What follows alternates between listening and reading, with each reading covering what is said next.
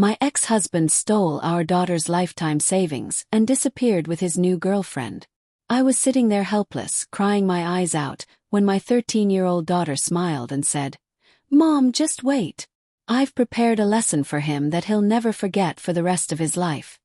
I never used to think life was like a game of chess. I believed that good people made good choices and that bad people eventually got caught. Then, on a Tuesday morning, I opened my bank account and realized that in the real world, victory doesn't always belong to those who tell the truth. It belongs to those who think several moves ahead. I lived in a small suburban neighborhood with my 13-year-old daughter, Emma. I worked in the administration department of a hospital. My life looked like that of millions of ordinary Americans. Every month there was the mortgage payment, the car loan, grocery bills, and small contributions to my 401k. I was still paying off the last portion of my student loans. Had been 2 years since my divorce. My ex-husband, David, always portrayed himself as a successful man. Looking at his Instagram photos, anyone would think he was living a luxury lifestyle. The truth was that he was drowning in debt. That morning, a banking notification made my hands shake. Almost all the money in our daughter's trust fund had been withdrawn. That money represented years of savings, birthday gifts, contributions from her late grandfather, and the funds we had carefully set aside for Emma's future college education. I immediately called David. His phone was off. A few minutes later, a friend sent me an Instagram screenshot. David was in Las Vegas. A young woman stood beside him. Both of them were smiling. Something inside me shattered. I sat down at the kitchen table. The screenshot was still in my hand, and tears filled my eyes. A little later, Emma came home from school. She looked at me.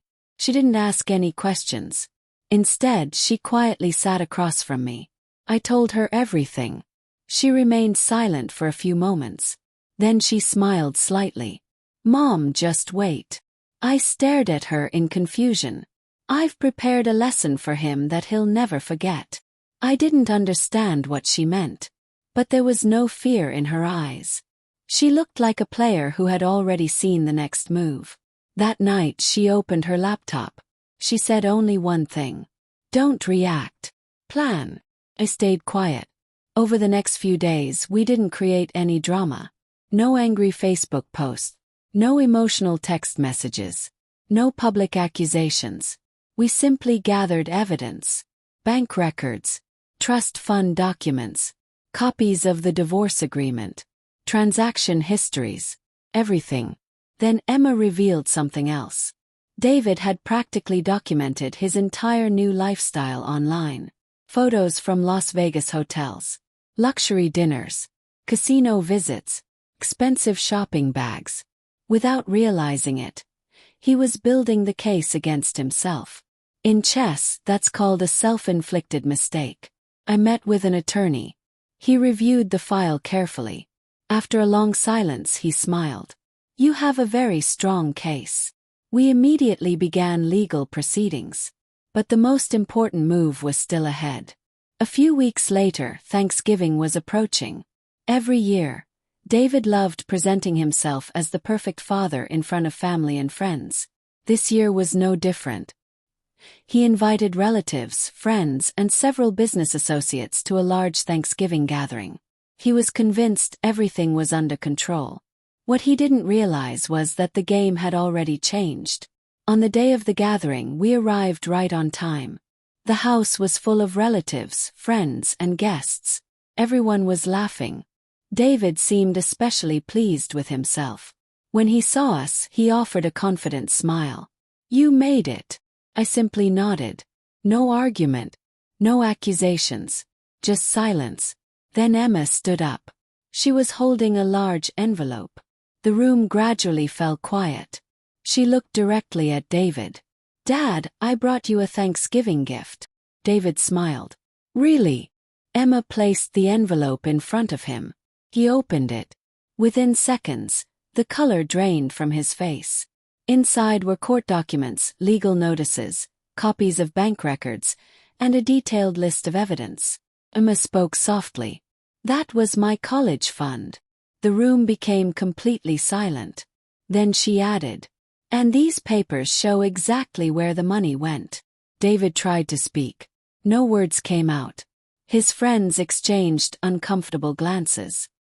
His relatives sat speechless. Nobody yelled. Nobody pointed fingers. The evidence spoke for itself. That was the real move. Not revenge. Truth. Presented legally. Publicly. Without raising a single voice. A few months later, the court issued its decision. David was ordered to repay the money. Additional financial penalties were imposed. His financial situation deteriorated even further. But the greatest loss wasn't monetary. It was his reputation. People had finally seen the truth for themselves. One evening, Emma and I were sitting on the front porch of our home. Cool breeze moved through the neighborhood. I looked at her and asked, "How did you know this would work?" She smiled exactly the way she had smiled that first day. "Because, Mom, some people think you win the game by being the loudest person in the room." I remained silent.